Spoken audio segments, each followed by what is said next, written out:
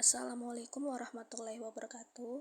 Perkenalkan, nama saya Devi Agustin dari Prodi Akuntansi dengan NIM 0230-2021.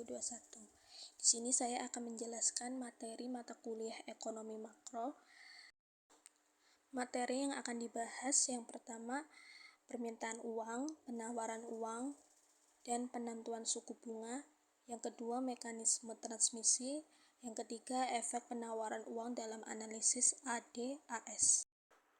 Permintaan uang. Permintaan uang adalah seberapa banyak orang ingin menyimpan uang untuk berbagai tujuan seperti transaksi sehari-hari, tabungan, dan spekulasi.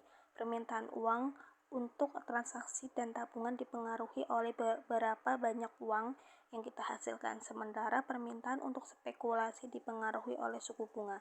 Misalnya, ketika pendapatan meningkat, kita cenderung menginginkan lebih banyak uang untuk transaksi dan tabungan. Sebaliknya, ketika suku bunga turun, kita mungkin lebih tertarik untuk menyimpan uang daripada menggunakannya untuk investasi. Selanjutnya, grafik permintaan uang. Terdapat 3 grafik, yaitu grafik A, grafik B, dan grafik C. Grafik A menunjukkan permintaan uang untuk transaksi dan berjaga-jaga tidak dipengaruhi oleh suku bunga. Grafik B menunjukkan permintaan uang untuk tujuan spekulasi. Ketika digabungkan, grafik C menunjukkan total permintaan uang MD yang berbeda pada suku bunga R0 dan R1. Penawaran uang. Pemerintah dan bank sentral menentukan jumlah uang yang tersedia dalam perekonomian. Mereka melakukannya dengan mengendalikan berapa banyak uang yang dicetak atau diciptakan. Kurva penawaran uang biasanya tegak lurus karena jumlah uang yang ditawarkan tetap dalam jangka pendek. Misalnya, jika pemerintah memutuskan untuk mencetak lebih banyak uang, meningkatkan penawaran uang, itu bisa menggeser kurva penawaran uang ke kanan.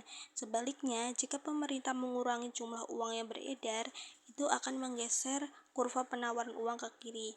Perubahan dalam penawaran uang bisa berpengaruh pada suku bunga. Misalnya, jika penawaran uang bertambah, suku bunga cenderung turun karena ada lebih banyak uang yang tersedia untuk dipinjamkan. Sebaliknya, jika permintaan uang berkurang, suku bunga cenderung naik karena uang menjadi lebih sulit untuk dipinjamkan. Nah, ini grafik penawaran uang. Gambar menunjukkan kurva permintaan dan penawaran uang serta cara keduanya mempengaruhi suku bunga. Kurva MD adalah permintaan uang, sedangkan kurva MS adalah penawaran uang yang ditetapkan oleh pemerintah melalui bank sentral. Perubahan dalam penawaran uang ditunjukkan dengan pergerakan kurva ke kiri turun, ke kanan naik. Selanjutnya, penentuan suku bunga. Nah, itu ada grafik penentuan suku bunga, di mana suku bunga ditentukan oleh keseimbangan antara permintaan dan penawaran uang. Ketika jumlah penawaran uang bertambah atau berkurang, itu bisa mengubah keseimbangan dan menggeser kurva permintaan uang MD terhadap kurva penawaran uang MS. Selanjutnya, mekanisme transmisi. Mekanisme transmisi adalah cara bagaimana kebijakan moneter yang berhubungan dengan uang dan suku bunga mempengaruhi perekonomian.